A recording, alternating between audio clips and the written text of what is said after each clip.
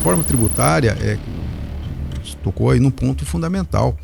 Ela não vai tratar apenas especificamente do tributo, mas vai mudar a rotina das empresas. Quem não estiver preparado vai ser uma coisa muito complexa e impactante mesmo, não resta dúvida nenhuma. E aí nós nos deparamos com essa discussão, com essa aprovação a toque de caixa no Congresso Nacional, né, sobre a questão da reforma tributária, e aí nos deparamos aí com esse desafio. Realmente aconteceu. A reforma tributária trouxe grande mudança no nosso sistema tributário. E a verdade é exatamente essa. Não há ainda uma consciência do que está sendo mudado. Eu tenho alertado. Eu sempre faço uma pergunta ao final. Para ver realmente até a interação da plateia, né, com relação à questão. E aqui eu não vou deixar de fazer a pergunta para encerrar. E a pergunta é exatamente essa. Vocês estão preparados? Essa que é a pergunta.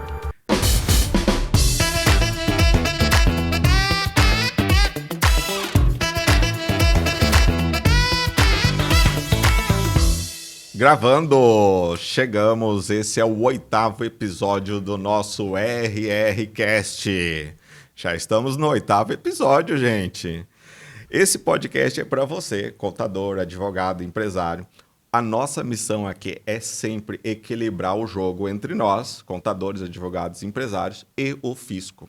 A gente precisa equilibrar esse jogo. E para isso a gente traz aqui conteúdo relevante, pessoas importantes e conhecimento. O mais importante aqui, verdade, carta na mesa. A gente está aqui para conversar com você de igual para igual, para contar realmente o que a gente sabe.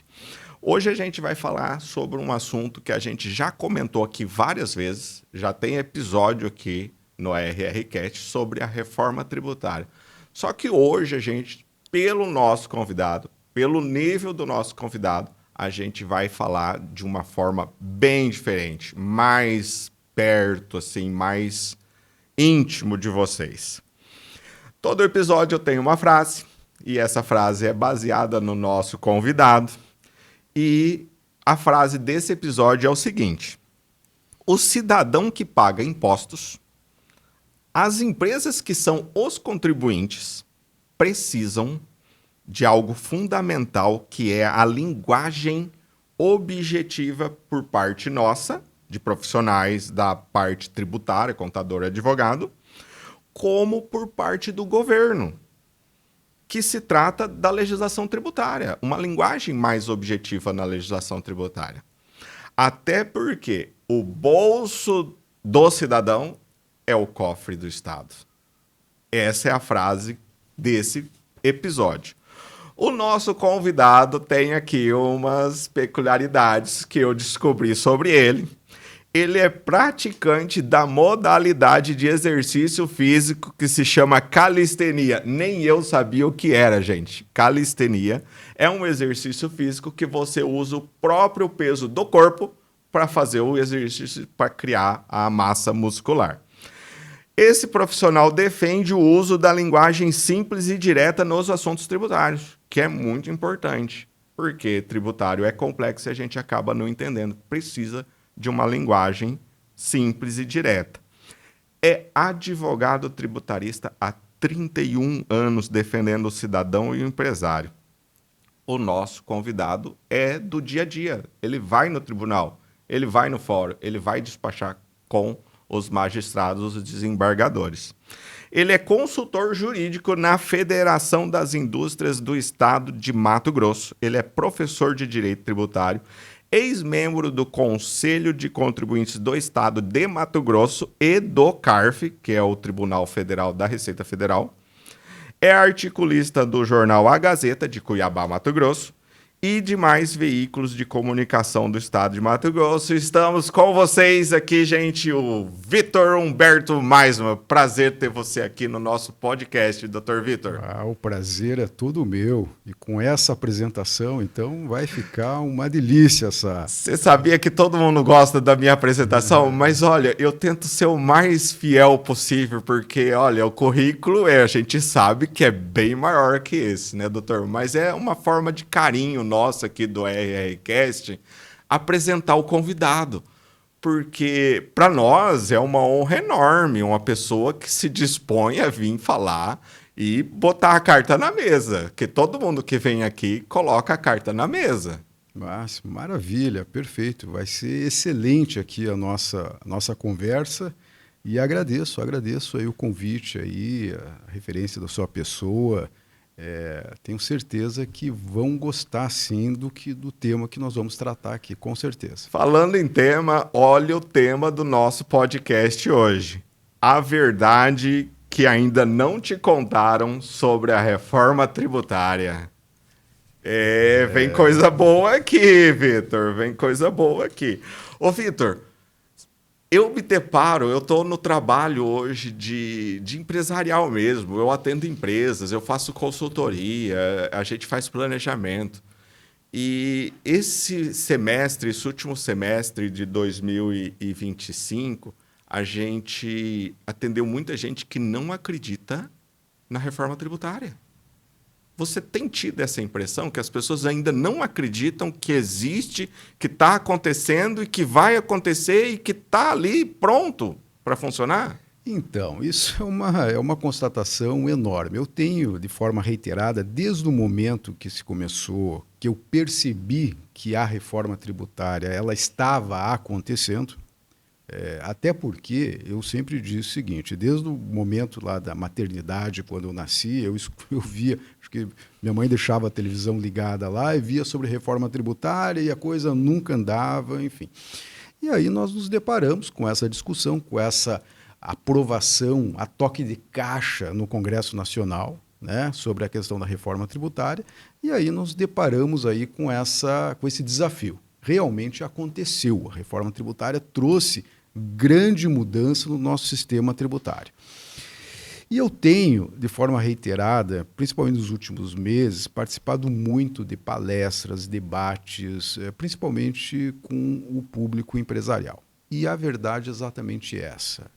Não há ainda uma consciência do que está sendo mudado. Eu tenho alertado. Também, de forma reiterada, tenho escrito artigos semanalmente sobre a questão da reforma, alertando sobre o que está em jogo, o que está mudando, mas é assim, estão esperando para ver o que vai acontecer. E aí eu sempre alerto o seguinte, vai deixar para entender a reforma quando chegar a guia de recolhimento? É nesse momento que você vai pedir para fazer o entendimento da reforma? Quando clicar o Enter e a nota fiscal não ser emitida porque não está padronizado o software? Exatamente. A partir daí, então, esse é, na verdade, a observação que nós sempre estamos tendo. Estamos alertando, fazendo alerta. Eu tenho sempre reiterado, falado o seguinte, porque todo mundo pensa ou acreditou naquela ideia de que a reforma tributária ela veio para simplificar.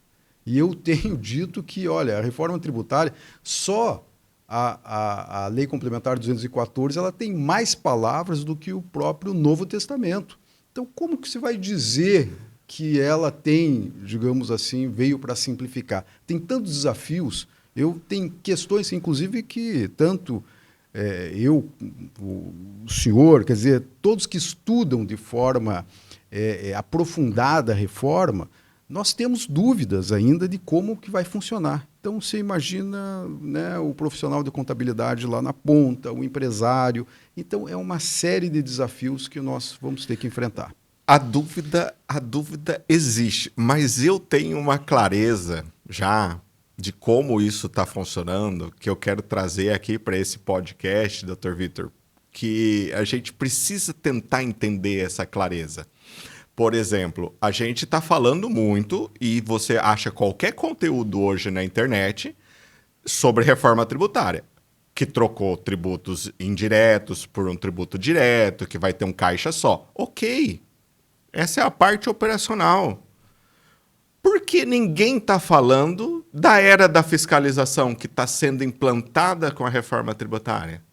Por que ninguém está falando que se você apurar menos, paga multa, se você apurar mais, paga multa, você pode ser fiscalizado por município, estado e União, A apuração não é mais você que faz, é assistida. Por que ninguém está falando dessa segunda parte, que eu acho que é um contexto muito mais fiscalista, muito mais alargador de bases arrecadatórias, do que um contexto propriamente de mudança? Porque, veja, não é uma mudança radical. O IVA já existe no mundo inteiro, só não existia no Brasil. Então, não está sendo criado um modelo novo brasileiro, apesar de ser um IVA dual, mas o que está sendo mudado mesmo é a forma como o fisco enxerga o dinheiro e a forma como ele arrecada o dinheiro. E a segunda parte da legislação, que está todo mundo deixando para olhar depois, porque tem só os doidos, igual do recurso raiz, que são exclusivos só de processo, né? Que a gente só faz processo, você não pode perguntar mais nada para nós do direito que não seja a parte processual, porque a gente gosta de processo, então a gente ali está no contencioso. Ah, essa multa, essa infração, essa penalidade é devida, não é devida? Foi mesmo esse fato que foi praticado? É isso, estamos entrando em uma coisa diferente, tem um contexto por trás, Vitor? Qual que é a sua visão disso daqui? Então, na verdade é o seguinte, nós não podemos ser ingênuos com relação à questão. O Estado sempre vai querer arrecadar, sempre vai querer arrecadar mais. Quem é que estava por trás de toda essa reforma? Se buscou pessoas que estavam intimamente ligadas à parte de arrecadação da Receita Federal.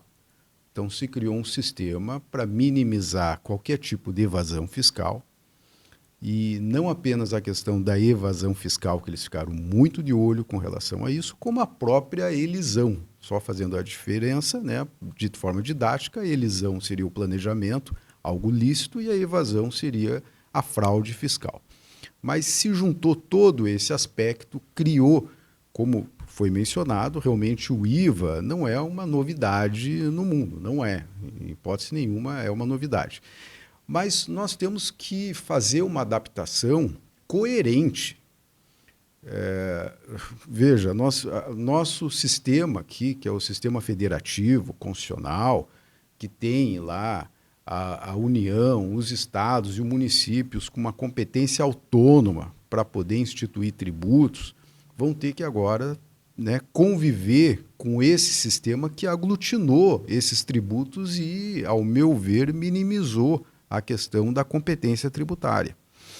Veja, se vendeu muito a questão que a reforma tributária agora resolveu todos os problemas. Primeiro, eu já acabei de mencionar de que a questão da simplificação, ao meu ver, não existe. Aliás, nós já vamos ter que conviver com os dois sistemas, vai ser uma confusão danada, eu já estou vendo conversa que a gente tem com os profissionais de contabilidade, eles muito preocupados com relação a essa questão, que já começa agora, é daqui a alguns dias, não é isso? Que já vai começar esse sistema, vamos conviver com esse sistema misto. Que é a questão que eu falo que, além desse aspecto da simplificação, é um aspecto que se prometeu que vai diminuir a carga tributária. Eu vi muitos parlamentares, né, dizendo isso, que vai... E nós estamos alertando. O senhor mesmo falou, criou um aumento de base tributável. Pô, antes nós não tínhamos a prestação de serviço, nós tínhamos uma lei complementar, que era taxativa, né, quais seriam lá os serviços possíveis de ser tributados pelo ISS, e agora a legislação ela ampliou a base de forma ilimitada. Nós temos qualquer bem, qualquer serviço, ele é fato gerador, com a exclusão da lei que vier depois excluir, né? Mas, veja, é isso que eu gostaria até de mencionar. Se vendeu a ideia que iria simplificar, se vendeu a ideia que iria minimizar a carga tributária. Nenhuma dessas questões nós estamos evidenciando na prática. Olha só, a gente pensa assim, mas é muito simples falar assim que mudou o conceito da base. Mas eu dou até um exemplo prático. Vamos pensar num influencer digital. ele ganha lá os seus 20 mil reais por mês, ele paga imposto de renda. Por quê? Porque não é um serviço. Até dia 31 de dezembro não era o serviço. Sim. Mas se você olhar a Lei Complementar 214, ela fala serviço, qualquer contraprestação onerosa. Sim. Qual que foi a contraprestação dele? Ele influenciou as pessoas a irem comprar naquela loja.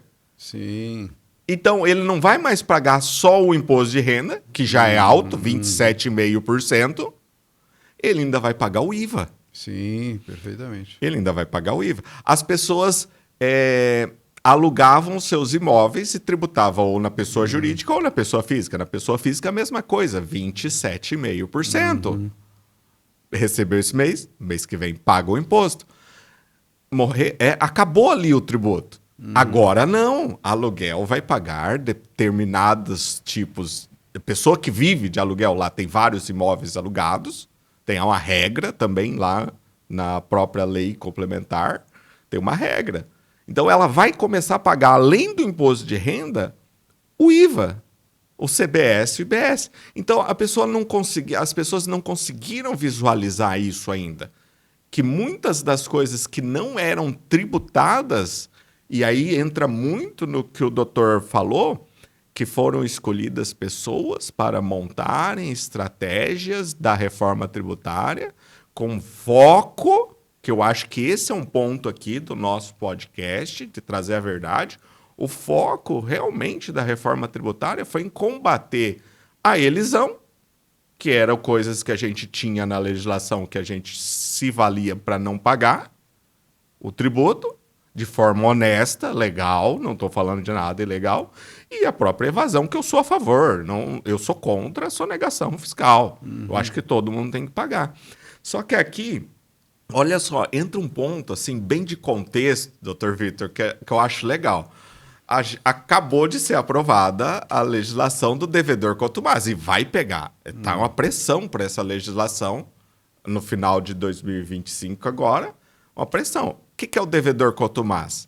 Agora vamos traduzir para o mercado, né? O devedor contumaz é aquele cliente, aquele empresário, que ele vendeu esse mês, recebeu, o tributo está ali dentro da venda dele, porque ele recebeu. Ele ficou com o dinheiro do governo. Aí ele fala, o governo eu pago depois. Vou ficar com o dinheiro do governo, vou trabalhar um pouquinho mais, e daqui uns 6 meses, 1 ano, eu pago o governo. Esse é o devedor contumaz. Porque ele não vendeu com margem negativa. Ele vendeu com margem, ele cobrou o tributo do cliente, do consumidor final, ficou com o dinheiro e não passou o dinheiro para o governo. Isso é ruim. Então, muita gente fala, devedor contumaz, essa lei não é boa. Não, muito pelo contrário. Para a sociedade, eu vejo que é uma lei muito boa, porque não é certo o empresário ficar com o dinheiro do governo. Não é o certo. Aí entra a parte cultural, mas pagar imposto é ruim, porque eu não sei onde está indo. Gente, vamos botar o pé no chão. Cada coisa é cada coisa. Se você está com problema que você acha que não está sendo a contraprestação, o seu meio de resolver aquilo ali é outro. Agora, pagar imposto é uma obrigação. Inclusive, não fazer isso é um crime. Né? Então, eu acho que está ligado, né, doutor Vitor, com esse ponto da gente chegar lá e falar, olha, a reforma tributária veio, o jogo mudou, eu não posso ficar com o dinheiro do governo. Essa mudança cultural vai existir. Você acha que vai acontecer o que com essas empresas que hoje vivem de se financiar com o dinheiro do governo? Então, você veja que é um dos pontos que não está tendo, digamos assim, a percepção, né, real do que vai acontecer. Então, e essa situação da empresa trabalhar com dinheiro do governo, que foi uma praxe que sempre ocorreu, é uma questão, é um paradigma que tem que ser quebrado. E isso está sendo alertado de forma reiterada. Eu tenho mencionado isso de forma recorrente, né, para que tenha que ter um preparo com relação a isso. A reforma tributária tocou aí num ponto fundamental. Ela não é apenas, não vai tratar apenas especificamente do tributo, mas vai mudar a rotina das empresas, de planejamento financeiro das empresas. Não resta dúvida nenhuma, existem N outras questões que nós estamos vislumbrando para a questão do microempreendedor individual, vai ter reflexo. Mas não mudou na reforma tributária, mas vai ter reflexo para ele. Para quem é optante do Simples Nacional, vai ter reflexo. Ou seja, vai mudar toda a característica. Vai ter o prestador de serviço, né? Nós, advogados, os contadores, vai mudar. Há uma mudança com relação ao conceito de como era, né?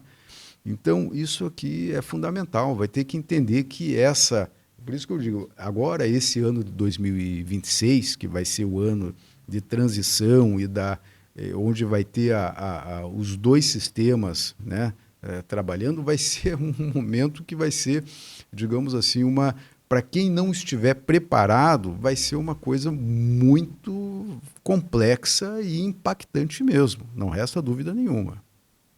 Não, perfeito. Eu até falo bastante para o pessoal na consultoria que, na nossa opinião, o principal gargalo hoje da empresa é saber precificar. O cálculo vai mudar totalmente. Exatamente. Porque hoje você fala pro empresário quanto que você ganha na revenda de um produto. Ele não sabe te dizer. Uhum. Porque ele não sabe quanto custou, ele não sabe quanto de imposto tem embutido no custo, porque é tudo por dentro. Que é a principal mudança cultural. Sim. Que na hora que ele for vender, e para quem, e essa é uma realidade para poucos, né? Para quem conhece fora do Brasil, você vai numa prateleira, você pega um copo desse daqui, o copo custa $20. A hora que você vai no caixa, é R$22,50. Uhum. É $23. O do governo vai para o governo. E aqui é um ponto, assim, muito curioso. O split payment, que é uma técnica, que é essa técnica de separar o dinheiro. Uhum. O que é da empresa é da empresa, o que é do comércio é do comércio, e o que é do governo é do governo. Por que teve esse recuo? Então, eu vejo que é o seguinte. Primeiro que houve assim, eu só, digamos assim, que veio agora aqui na mente, eu queria só fazer, até para a gente poder desenvolver esse assunto aqui. Que esse é delicado. Porque o que acontece? Eu percebi que houve, digamos assim, nós vamos trazer todas as novidades né, com relação à questão do IVA, trazer, e aí é uma técnica de arrecadação, que nós sabemos que ela, de fato, funciona, né, nos países e tal. Mas eu sempre digo, nós temos que fazer uma adaptação à cultura do nosso país com relação a esse assunto. Eu vejo que é o seguinte, de todos os pontos da reforma, esse critério de arrecadação ele ficou segurado. Por quê? Porque viram exatamente essa questão que nós até debatemos, ao meu ver, que é exatamente esse ponto que vai retirar, né, do contribuinte, do empresário contribuinte, essa possibilidade de trabalhar com o dinheiro do governo.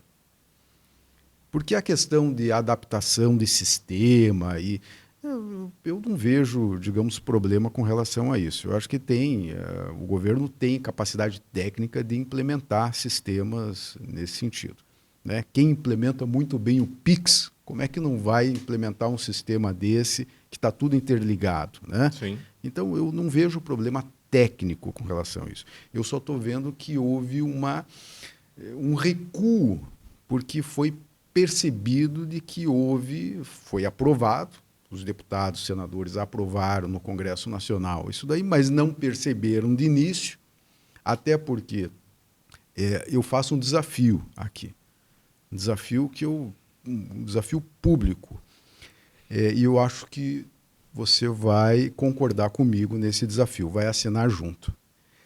Tirando o relator da reforma tributária, chamar qualquer deputado e senador para discutir aqui o que ele aprovou, para ver se ele sabe nos explicar. Porque se ele aprovou, é que ele tem que saber exatamente quais são os efeitos, o conceito de tudo que foi aprovado e discutido. Eu quero chamar um parlamentar aqui que aprovou a reforma tributária, sentar e me explicar artigo por artigo da emenda constitucional da reforma E tributária. o RRCast está aqui disponível. Assina embaixo e pode vir aqui gravar com a gente, explicar, porque eu assino embaixo. Eu também não acredito Não, que essa pessoa vai conseguir explicar para nós aqui pontos relevantes, culturais, pontos cruciais da mudança que a reforma sim, tributária traz, da qual foi aprovada em menos de 30 dias, que era impossível até de ler exatamente. aquele relatório em menos de 30 dias. Quando eu fui terminar de ler, já estava aprovado. Exatamente. E eu sei ler Isso. aquilo lá, porque não é uma leitura agradável, igual ler um romance. Exato. É uma leitura complexa. Não, perfeito. E aí o que acontece? Nós que estamos fazemos assessoria e com relação a essa questão, foi um desafio enorme. Porque quando pegava artigo por artigo, nós começávamos a pensar com relação aos reflexos daquilo lá. Mas impossível de se fazer uma análise em um período tão curto. E isso nós que vivemos e convivemos com essa questão. Imagina um parlamentar que vai lá aprovar, mesmo tendo as suas assessorias nos seus gabinetes, e não teria condição de poder acompanhar tecnicamente os efeitos da reforma.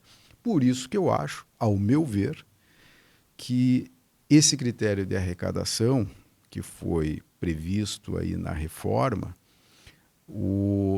é uma questão que eles estão vendo que nós aprovamos lá, mas para agora aplicar isso daqui, nós vamos ter problemas. Então, eu acredito que é esse ponto que fez uma reflexão com relação a essa questão. E aqui é um ponto bem detalhado que o Dr. Vitor está trazendo para a gente aqui no RRCast, porque, olha, o texto da legislação aprovada pelo Congresso Nacional, mas a operacionalização tem um comitê. Um comitê de trabalho técnico formado pelos fiscos, não é paritário. CNI não está lá, CNA não está lá, a Confederação Nacional do Comércio não está, a CNC não está lá. Quem está lá é o fisco. Fisco dos 27 estados, fisco dos municípios, Receita Federal. Ela está nessa comissão técnica.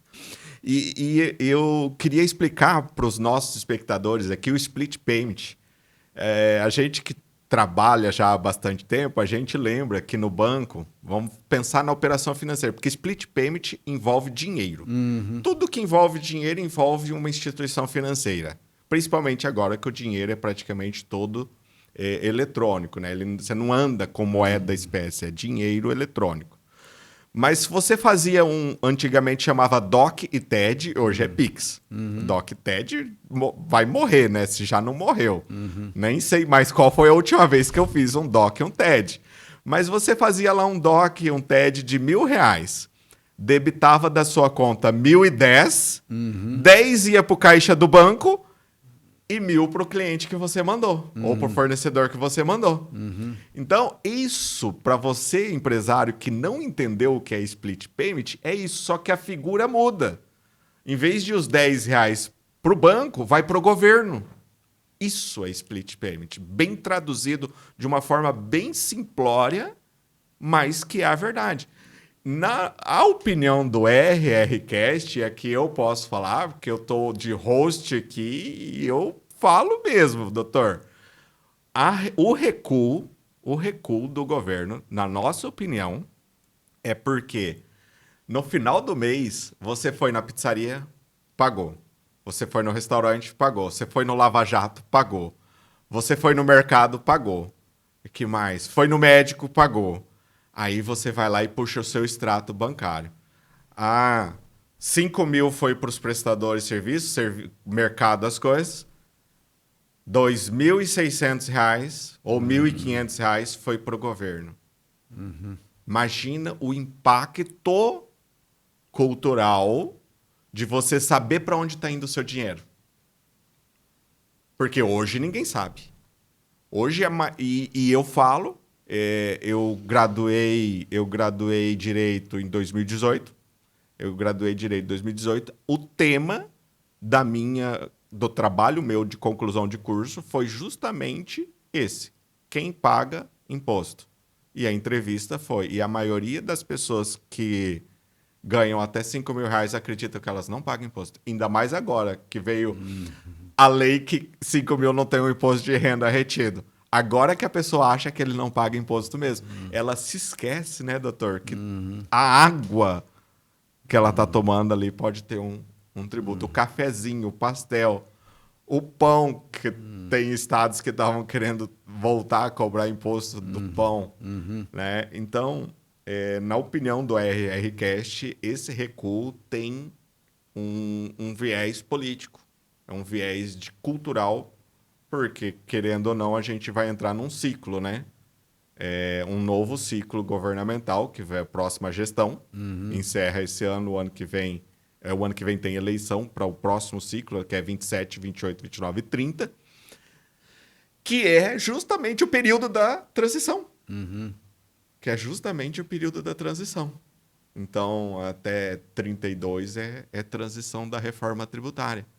Então, eu acredito que se o cidadão sabe aonde está indo o dinheiro dele, ele começa a cobrar mais. Ele começa a ser mais diligente. Ele começa a se preocupar mais em quem ele vai votar, em quem ele vai eleger. Por quê? Porque ele quer uma gestão do dinheiro. A mesma gestão que você faz na sua casa. Eu posso gastar isso na saúde, eu posso sair no cinema esse mês, o mês que vem eu não posso. O cidadão comum vai começar a enxergar aonde que está o imposto dele. E, querendo ou não, essa eu acho que é uma verdade. Não sei se o doutor concorda com esse ponto de vista. Não, perfeito. É isso que eu tô. Eu até acho que a tua resposta com relação à questão, ela é a mais ampla do que a minha, que eu dei, que na verdade para mim é que como as empresas, contribuintes empresas, elas vão deixar de poder trabalhar com dinheiro decorrente de tributo, né? Porque ela vende a mercadoria, né? Para ser mais didático aqui, para as pessoas entenderem melhor, ela vai vender a mercadoria, só que ela recolhe no outro mês o imposto referente a essa venda. E por esse critério, ele necessariamente já sai do bolso do contribuinte, né? Então, não resta dúvida que vai ocorrer, primeiro, a percepção realmente do contribuinte do que está sendo recolhido, a partir do momento que ele vai ver no seu extrato, e o segundo ponto é que ele poderia trabalhar com aquele dinheiro por um período, né? Sabendo que ia pagar só no outro mês, ele já sai do caixa dele imediatamente aquele valor. Então, não resta dúvida que, começando agora, digamos, já na sua regulamentação da reforma tributária, há já uma percepção de que, olha, nós poderíamos ter discutido isso antes, talvez. Os parlamentares, aí volta a questão do desafio. Será que os parlamentares eles não sabiam disso daí? A minha aposta é que não sabiam, não estavam entendendo do que ia acontecer, e agora que estão vendo, estão explicando para ele, e aí ele está vendo e falando, nossa, eu aprovei isso. É mais ou menos esse susto mesmo. Eu também acredito e a gente adere a esse conceito aí que o doutor trouxe, que existe, foi muito atropelado, isso. Foi muito pouco discutido, e não se pensou numa repercussão cultural do nível que vai ser. E eu até digo, indo um pouquinho mais à frente com relação a isso, que além desse aspecto nós temos uma questão referente ao estado de Mato Grosso, que eu digo que existe uma crítica maior. Primeiro, nós estamos falando de forma geral para todos os contribuintes que vão sofrer os efeitos da reforma tributária, ou seja, todos os brasileiros contribuintes, mas Mato Grosso ainda recebeu uma pancada maior. E digo isso porque a reforma tributária extinguiu a possibilidade dos incentivos fiscais. E incentivo fiscal eu sempre defendo, como já há muito tempo eu estou já há 26 anos na Federação das Indústrias, fazendo assessoria lá, e sempre defendendo a questão dos incentivos fiscais, porque nós entendemos que é talvez a única forma de política de Estado para tratar de desenvolvimento e a redução das desigualdades sociais, é a instalação de indústria, que elas só vão investir aqui no Estado se tiver um benefício fiscal. Em razão da distância, com relação aos grandes centros, o mercado exportador, enfim, tem uma série de questões nesse sentido. E aí eu vejo que Mato Grosso perde também com relação a essa questão. Perde porque impossibilita a questão de incentivo fiscal. Eu estou dizendo isso porque houve um apoio muito grande da Confederação Nacional das Indústrias na reforma tributária. E a Federação das Indústrias, falo isso porque é público e, digamos, assessorei diretamente a federação nesse ponto, ela foi voto contrário. Ou seja, ela não apoiou a reforma tributária, não apenas em razão desse aspecto, mas principalmente em razão disso, que nós entendemos que não há que se falar em guerra fiscal quando nós estamos tratando um estado em desenvolvimento, que é Mato Grosso, com um estado já desenvolvido, que é São Paulo. Aí vem aquele princípio constitucional, que é o princípio da igualdade, que deve tratar de forma desigual os desiguais. Ou seja, sim, então não pode colocar da mesma forma, né? Então, estados em desenvolvimento precisam realmente de política de incentivo fiscal. E aí esse critério que eles estão utilizando, que é através do comitê, que vai organizar, que vai fazer uma distribuição, já tem inúmeras críticas com relação a isso, porque até se utiliza a questão do número da população.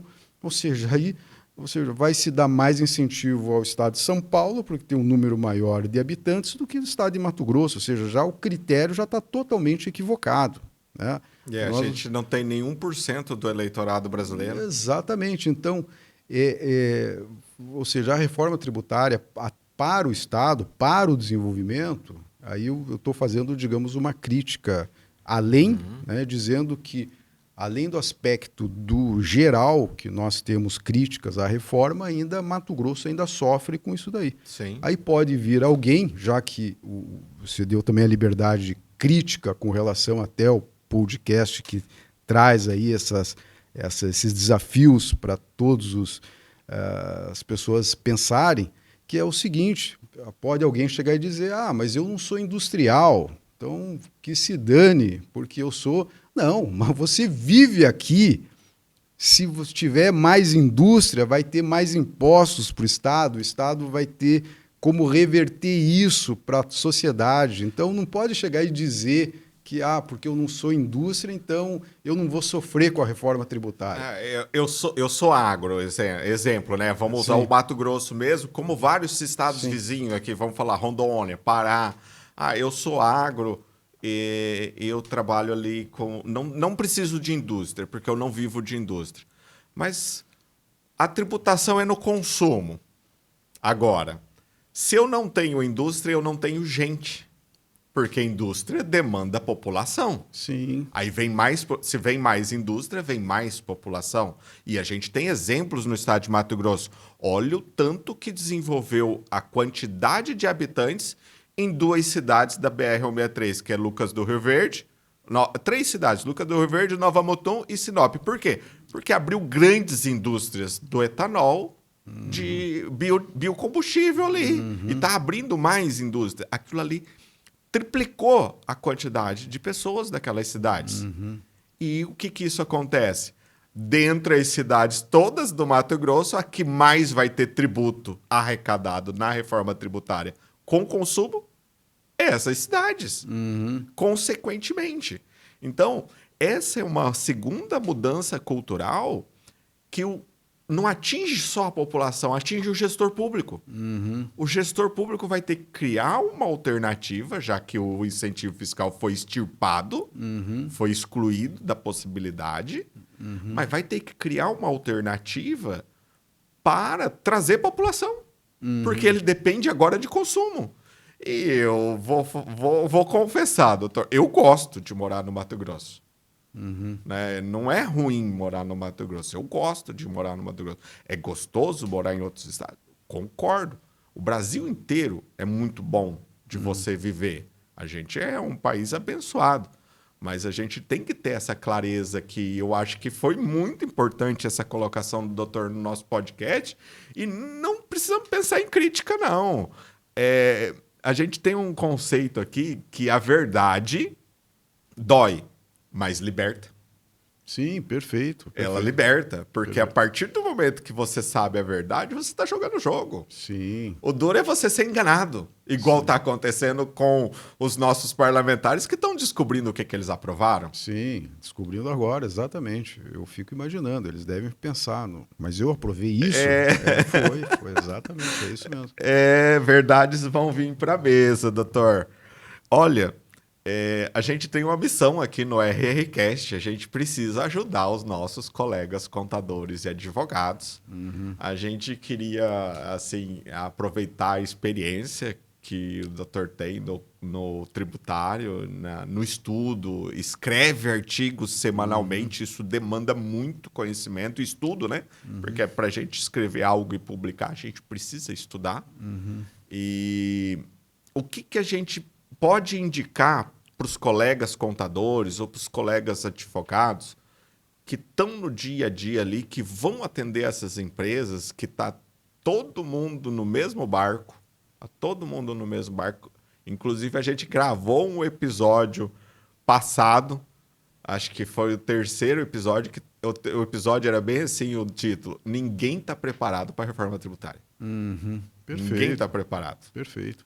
Né? Pode ser a maior estudo, comissão que tem, até às vezes lá na Fiente. E eu até enxergo um cargo novo para o doutor na Fiente, a partir da reforma tributária. O doutor vai ser articulador de orçamento público. Brigar lá. Não, tem que ficar um pouquinho aqui para a indústria. Não, tem que ficar aqui um pouquinho para a indústria. Precisa de uma estrada lá, porque a indústria não sai lá. O doutor vai virar articulador de orçamento, igual existe essa profissão nos Estados Unidos. Essa profissão nos Estados Unidos existe porque a maior briga lá é a aprovação do orçamento, porque lá se cumpre o orçamento, né? Que talvez seja uma mudança cultural que a gente vai ter aqui também na política, né? Porque fazer o orçamento vai ter que cumprir o orçamento. Então é um desgaste. Mas traz aqui para nós, colegas, uma dica. Foca nisso, estuda isso, aprofunda o seu conhecimento nessa parte aqui da reforma, que eu acho que vai ajudar você sofrer menos. Não vamos falar que vai ser mais bonito ou que vai sair na frente, não. Mas vai tentar, assim, ajudar essas pessoas a sofrer menos, porque não sei se o doutor sabe, né? Mas nós, contadores, gente, sofre, tá? Porque 90% da culpa do que acontece errado na empresa é nossa. Eu sei. E isso eu tenho sempre defendido a categoria do profissional de contabilidade, muito mais agora. Todas as vezes que eu falo com os empresários, eu tenho dito exatamente o seguinte: mais do que nunca nós vamos precisar dos profissionais de contabilidade. E ainda faço uma ressalva. Pode rever o contrato, porque eles merecem, gente, vamos aumentar o honorário aí. Exatamente, porque agora vai ficar uma questão, digamos assim, vai demandar mais desse conhecimento do profissional de contabilidade. Aliás, até em estrutura de empresa, as empresas que são grandes, que têm tudo, agora vai ter que ter uma reestruturação. A parte contábil vai ter que estar muito ligada com a parte operacional, com a parte de que vai precificar valores. Nós até falamos, né, com relação a isso, que é muito importante, porque o impacto vai ser grande com relação a essa questão. Eu digo o seguinte: nós vamos ter que ficar muito atentos com relação a essa parte, como já disse, a questão da parte operacional, a parte de sistemas. Eu acho que vai ser fundamental. Eu acho que essa que é a parte, digamos assim, que eu vejo que é uma parte principal que nós vamos ter que nos ater, principalmente o profissional de contabilidade, porque eu já vi que tem várias empresas já disponibilizando sistemas para poder as empresas se adaptarem, né, com relação, inclusive, aos códigos, que vai ser importantíssimo, né, isso. Então, eu acho que tem que se ater muito, né, com relação a essa questão operacional. Ficar muito atento, porque vai ter as regulamentações, né? A gente sabe que o comitê ele vai ser aquele que a gente chama aquele conselhão, né? Ou seja, vai editar normas interpretativas. Isso nós vamos ter que ficar muito atentos com relação a isso, porque às vezes eu posso ter uma interpretação da lei, você outra interpretação. Isso é comum na parte tributária, na parte fiscal, né?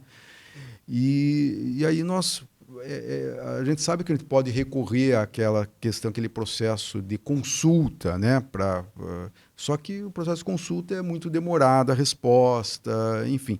Então, o que eu digo, assim, a dica é realmente ficar atento com relação a essas questões que vão ser editadas, as respostas aí de interpretação da norma. Acho que isso daí é fundamental. E vai ter que ficar bem atualizado mesmo, porque vai ser um desafio realmente grande com relação a essa questão. E eu vejo um desafio enorme aí, doutor, porque imagina, a gente que conhece a função da administração pública, você pensando na função de um fiscal. Se ele interpretar que você tem que pagar, você pagou, se você pagou errado, você pede de volta, o funcionário não cometeu nenhum ilícito. Uhum. Se o funcionário público erra a interpretação e interpreta que você não precisa pagar e você precisava pagar, ele cometeu um crime e uma falta funcional. E ele pode perder o cargo dele. Então, o jogo, ele é complexo. Porque você não é uma ferramenta, não é um robô. É uma pessoa. Aí a pessoa fica, mas se eu interpretar muito pro lado do contribuinte, eu posso perder meu cargo. Isso. O meu serviço. Então, você vê que é uma pressão, quando você fala em tributo, é uma pressão muito grande. Eu vejo a atualização dos governos, principalmente estaduais, e agora um pouco dos governos municipais também, unidades de inteligência fiscal, criando nos seus próprios regimentos internos. Unidade de inteligência. Pessoas do fisco que estão lá só para pensar. O Raul fez uma cessão onerosa. É tributável ou não é tributável? O Raul tem um produto que ele gasta muito e se apropria de crédito. Mas é essencial ou não é essencial? Então, criando conceitos e teses em cima de palavras e de operações dos contribuintes. E isso, na minha opinião, aqui do RRCast, vai intensificar.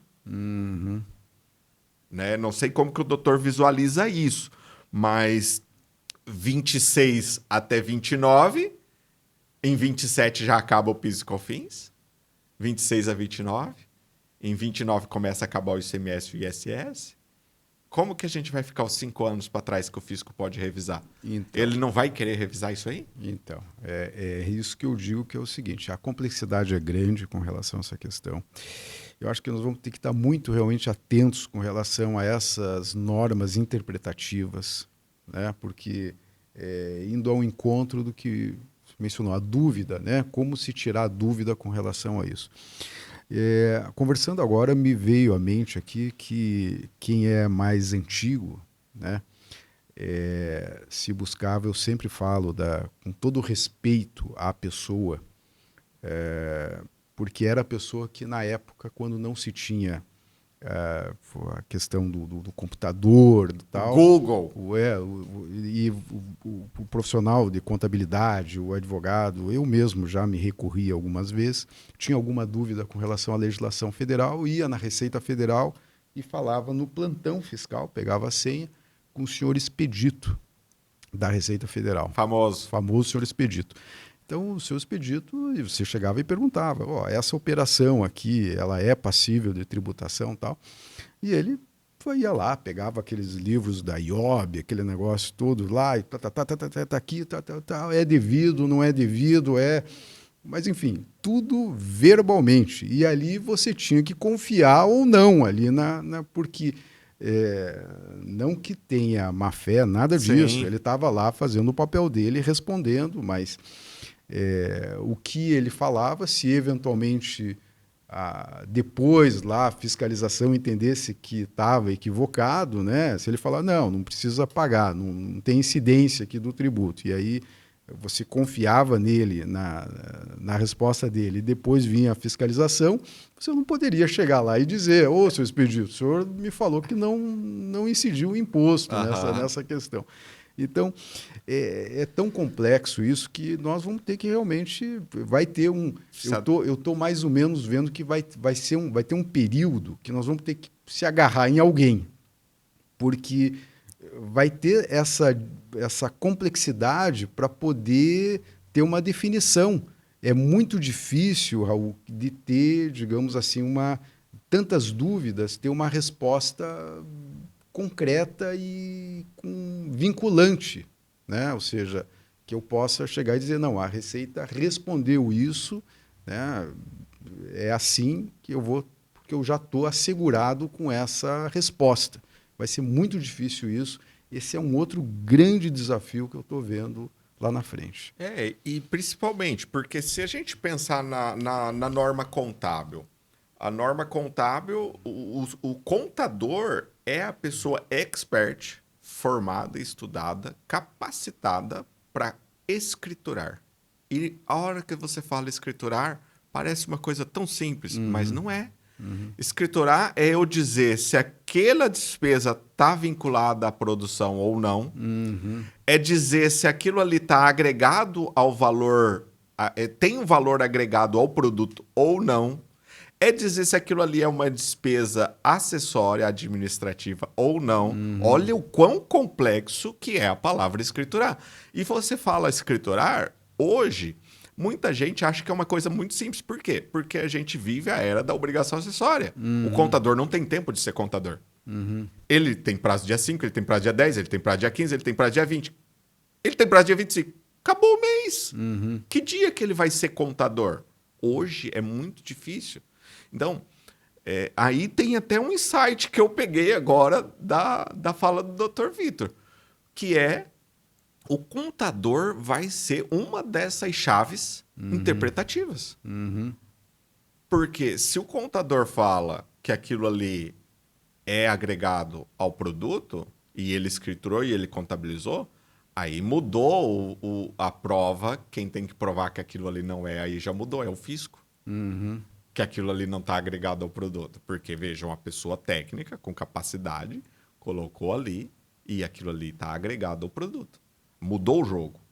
Então, talvez tenha aí uma luz que seria a própria contabilidade ser um acessório.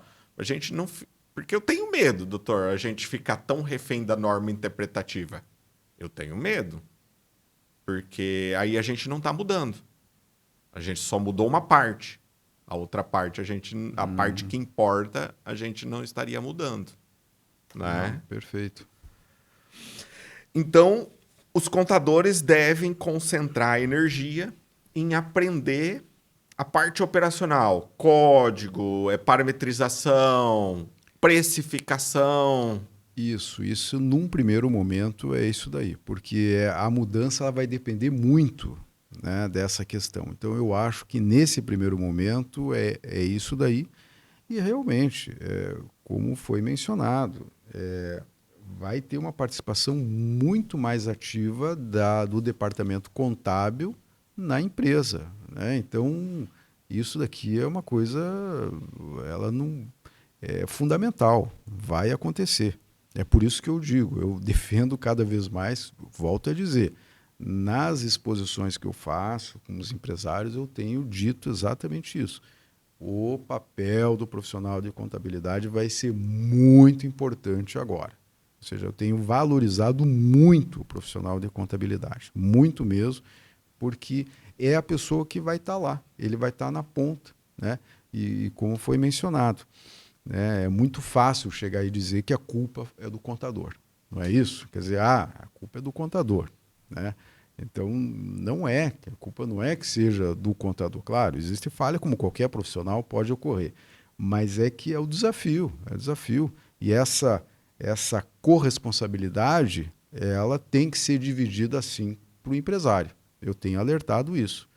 Parou aquela época que chegava e dizia, não, a responsabilidade é só do contador. Não, o empresário tem que saber também, porque agora está diretamente ligado à questão do preço do produto, do própria receita, do faturamento.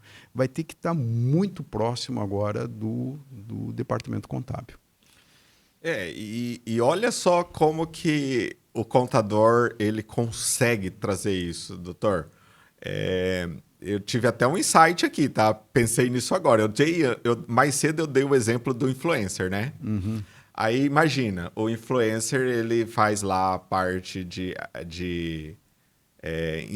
influenciar a pessoa a ir lá comprar roupas naquela loja. Tá. Pega lá um Ricardo Almeida, tem aquela pessoa lá, aqueles modelos. Compra aqui um Ricardo Almeida. Eu compro uma roupa de mulher, eu não conheço o nome, mas compra lá uma bolsa. Tá. Tem uns influencers.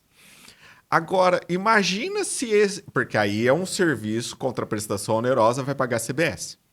Ok. E não é barato. CBS e IBS estamos falando em 20 e poucos %, né? Agora, imagina se ele, em vez de influenciar, ele abre o Instagram dele lá, o YouTube dele e fala, agora eu vou ensinar vocês a comprarem uma roupa. Na hora que você for escolher seu terno, você tem que olhar isso, você tem que olhar o botão aqui, a costura é assim. Por quê? Olha o insight de contador, só que também tributarista, né? O doutor já entendeu a jogada, né? Educação tem um benefício na legislação tributária nova. Então vai pagar menos imposto. Você viu como a forma de oferecer a receita pro governo muda a situação tributária. E Sim. quem teve essa ideia? O contador. Sim, perfeitamente. Porque ele chegou e falou, olha, em vez de você estar aqui prestando... Você acha que está fazendo uma contraprestação onerosa pura, mas você está fazendo uma educacional. E educacional tem um benefício fiscal. Sim, perfeito. E está dentro da regra. Está dentro da legislação. Sim. Entregou o valor, teve a contraprestação, na hora de oferecer a tributação, aquilo ali é uma forma de ensino, tem um benefício. Uma redução da base de cálculo. Então, assino embaixo da opinião do doutor que realmente o contador vai fazer a grande diferença na reforma tributária. Sim. Lógico, apoiado, porque a gente precisa e a gente confia muito na interpretação do advogado. E o advogado do contencioso, o advogado da empresa, o advogado que está do lado do empresário, que ele vive a vida do empresário, sabe que muitas das coisas estão na interpretação. E quem estudou para fazer uma interpretação mais jurídica da norma é o advogado. Porque não adianta eu ter essa ideia como contador e não validar ela. Doutor, nós pensamos aqui numa ideia. Valida ou não valida? Eu acho importante essa multidisciplinariedade. Perfeitamente, até porque aí entra o papel do advogado tributarista, porque ele vai passar exatamente a interpretação dos tribunais com relação àquela questão. O entendimento teve modulação de efeito, qual que é a estratégia a ser tomada se eventualmente se tomar essa decisão. Qual o risco de ser atuado, qual o entendimento dos órgãos de julgamento, seja administrativo ou judiciais, com relação à questão. Então, isso é muito importante. Agora vai ter que, né, vai ter uma estratégia conjunta, né, com relação a esses profissionais. Doutor, infelizmente... O podcast passa rápido o nosso bate-papo, mas eu queria aproveitar um pouquinho mais, porque é difícil a agenda e queria que o doutor falasse assim, eu acho que o que o doutor acha que é importante na reforma tributária para reafirmar ou para colocar aqui, mesmo que eu não perguntei, né, não coloquei o assunto na mesa, mas que seja uma verdade, que seja uma coisa importante assim, que nem todo mundo está falando, mas que tem que ser um ponto que a gente tem que observar. Destaca para nós, porque eu acho que as pessoas vão assistir esse podcast. A gente vai estar aí no começo dessa transição. Vai estar muita gente perdida e eu acho que é a hora da gente ser aquele braço, aquela mão firme para segurar. Não, ó, vai por aqui, segura aqui. A primeira questão foi abordada aqui, nós falamos, talvez, tanto de forma explícita como implícita, que, primeiro, que a reforma tributária atinge todos. Você mencionou a questão daquele que paga, estou isento do imposto de renda, 5 mil, então não pago nada. Não, tem que saber que a reforma tributária ela influencia toda a sociedade, todos. Mencionou, eu vou comprar uma água, já tem tributo na água, então eu já sei, quer dizer, se a carga tributária diminuir, na verdade o preço final do produto vai diminuir. Então esse é o primeiro ponto que eu sempre tenho alertado. Mencionei aqui com relação à questão do Estado de Mato Grosso, dos incentivos fiscais, acho que há um equívoco, né, por parte de algumas pessoas que dizem, mas eu não tenho indústria, para mim o que interessa ter incentivo fiscal ou não. Quer dizer, não pensa que na verdade o incentivo fiscal agrega, digamos aí, um aumento de arrecadação e isso reverte para toda a sociedade.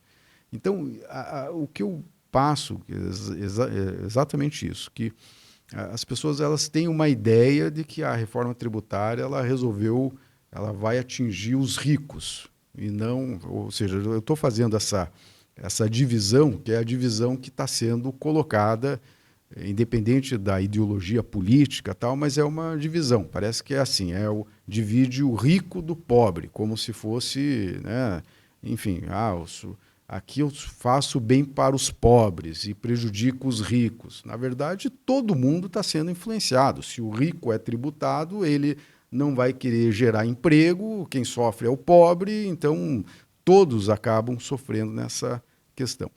Então, eu acho que do ponto de vista amplo, é exatamente isso que eu acho que é importantíssimo.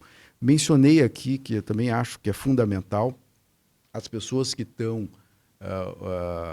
optaram pela MEI, que é o microempreendedor individual, do Simples Nacional, ou seja, a emenda constitucional ela não trouxe uma regra específica para esses dois optantes, né?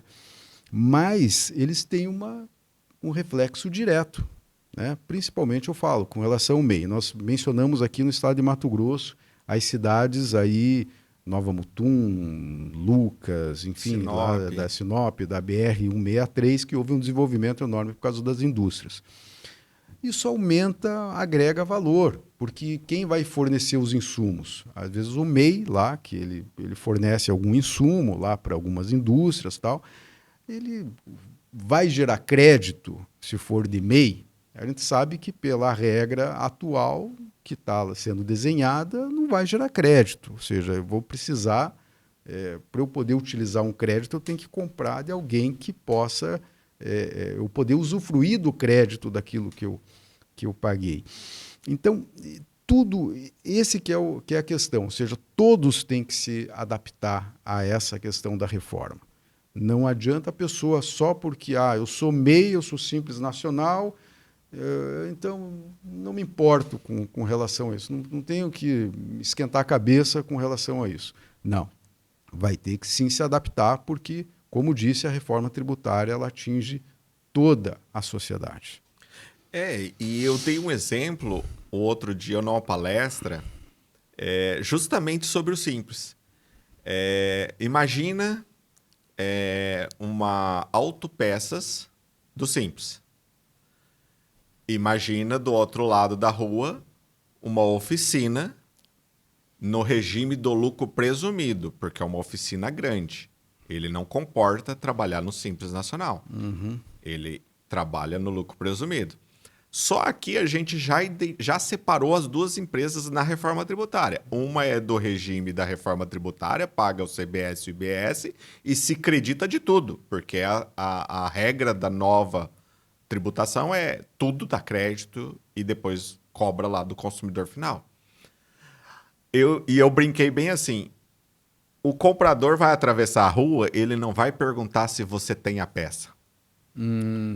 Ele vai perguntar, você é do simples com crédito ou sem crédito? Exatamente isso. Então, olha quão o impacto é. A pessoa nem vai perguntar se você tem. Isso. Primeiro ela quer saber do crédito. Isso, claro. Então, é por isso que aí, a pessoa que está no Simples Nacional, indo ao encontro desse seu exemplo, que está no Simples Nacional e que não perceber isso, né? Eu dizer, perceber antecipadamente, porque ele vai perceber depois. Quando vierem a fazer essa pergunta, ele vai ver que reduziu a margem de lucro, porque vendeu menos, e aí vai dizer, mas o que? A culpa é do vendedor? Não, não é do vendedor. E por isso que vai ao encontro do que nós falamos. Todo o sistema tem que estar interligado. A parte da contábil tem que informar a parte de vendas para dizer o seguinte, olha, nós vamos ter que mudar aqui o nosso regime porque o nosso principal comprador, ele vai perguntar se nós damos crédito para ele. E aí, então, essa que é, digamos aí, a estratégia que tem que ser tomada. E o RRCast vai convocar você, empresário, se você ainda não foi falar com o seu contador sobre a reforma tributária, você está atrasado. Mas muito, muito atrasado mesmo. Porque a reforma já está andando e você ainda não trocou ideia com o seu contador. E agora a dica para o contador, né? Contador, já deixa em cima da mesa a proposta de aumento de honorário. Ah, mas isso é porque em 2026 não tem mais condições de você cobrar o mesmo honorário de 2025. Precisa aumentar o honorário, porque vai aumentar a carga de trabalho, vai ter que contratar gente, vai aumentar o nível de consultoria, o escritório vai ter que ter advogados consultores, porque o escritório também toma decisão. Perfeito, claro. O escritório também toma decisão e ele não quer tomar uma decisão errada para o cliente dele. Então vai aumentar o custo do escritório. Maisman, olha, esse podcast trouxe muita verdade aí na mesa. Eu acho que foi assim espetacular, importantíssimo, porque tem muita gente falando de reforma tributária, falando o básico da reforma tributária, mas não está mostrando a verdade. Não está mostrando o impacto. Eu acho que o público merece escutar esse podcast, assistir esse podcast, porque vai sair daqui com uma visão bem diferente.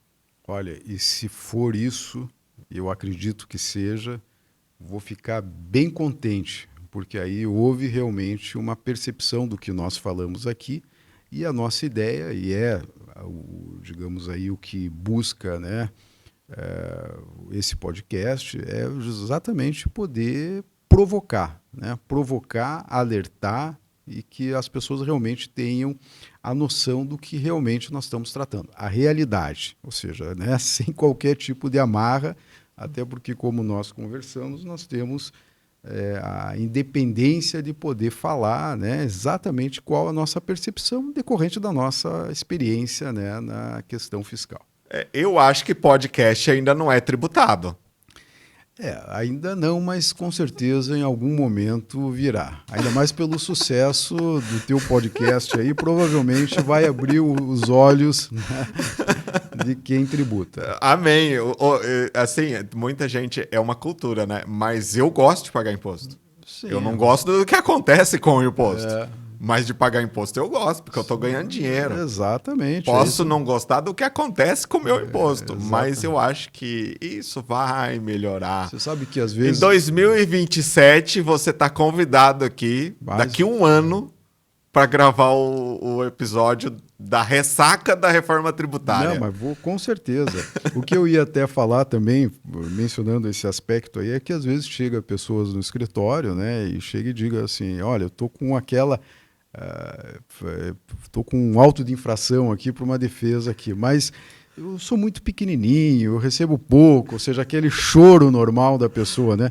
Aí você olha o tamanho, fala assim, mas olha, se o auto de infração é desse tamanho, é porque realmente você teve um faturamento assim, assado, né? Quer dizer, o que se cobra, o que se paga de imposto demonstra, na verdade, até mesmo o sucesso do empreendimento. É verdade.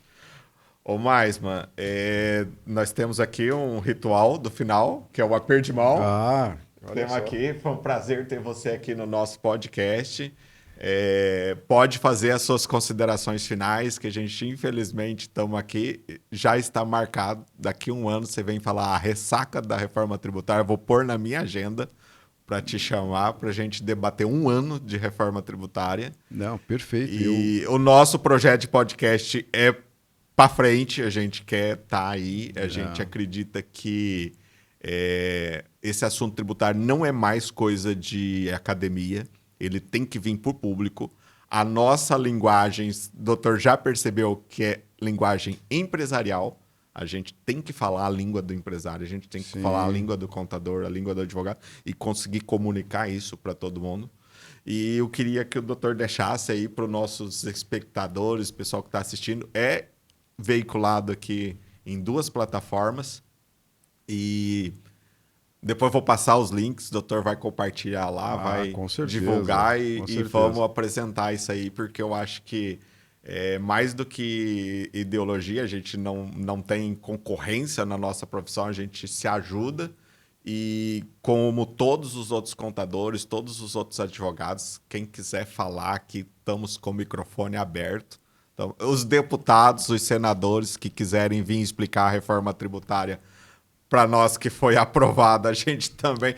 O doutor já está convidado, porque eu não encaro essa sozinho, né? E aí eu preciso de ajuda, né? Não, lançamos o desafio juntos aqui, né? Perfeito, perfeito. Não, o que eu acho que é fundamental, primeiro, pela iniciativa, né? Parabenizar tanto você na sua pessoa, como as pessoas que estão junto contigo aí nessa empreitada, parabenizar porque é exatamente isso. Você está trazendo uma linguagem que é uma linguagem real, objetiva sobre o assunto, como eu disse, de quem está exatamente vivendo essa questão e está, digamos aí, percebendo quais são os impactos com relação a essa mudança. Então, esse que é o que eu digo que é a parte fundamental. E eu também, da mesma forma que eu, quando faço apresentações e tal, eu passo os principais pontos da reforma e os desafios, eu sempre faço uma pergunta ao final. Sempre faço uma pergunta ao final para ver realmente até a interação da plateia, né, com relação à questão. E aqui eu não vou deixar de fazer a pergunta para encerrar. E a pergunta é exatamente essa. Vocês estão preparados? Essa que é a pergunta. Pessoal, olha que o nosso convidado deixou uma pergunta. Vocês comentem aqui no episódio. Você está preparado para a reforma tributária? Explica aqui para a gente. A gente vai bolar alguma coisa aqui depois e vai sortear alguma coisa para esse pessoal que comentar aqui no episódio, que responder. Vamos dar um feedback para o doutor aí das respostas, do pessoal comentando. Eu acho muito importante essa interação. Gente, muito obrigado. Esse aqui foi o 8º episódio do nosso RRCast com o grande Dr. Vitor Humberto Maisman, praticante de exercício físico, um baita do profissional aí, nosso colega advogado, professor de Direito Tributário. Foi uma honra aqui para o RRCast ter a presença. Está convidado para o ano que vem falar do 1 ano de reforma tributária. E espero que todo mundo consiga sobreviver esse ano para estar aqui o ano que vem de novo conosco. Sobreviver, que eu falo, não é de vida, não, mas é de reforma mesmo, né? Obrigado, gente. Curta, compartilha, comenta aqui, responde a pergunta do Dr. Vitor, que vai ser de grande ajuda para nós aqui do podcast.